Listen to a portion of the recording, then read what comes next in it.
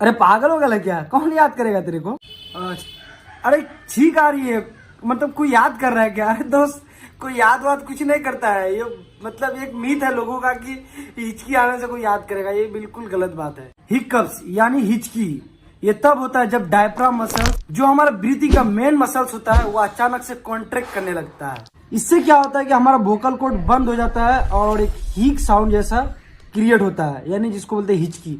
हिचकी जैसा साउंड एक क्रिएट होता है। तो आज के बाद अगर आपको हिचकी आए तो ये कभी मत सोचना कि कोई आपको याद कर रहा है। बस ये क्या होता है कि आपका डायफ्राम ओवर रिएक्टिंग कर रहा होता है।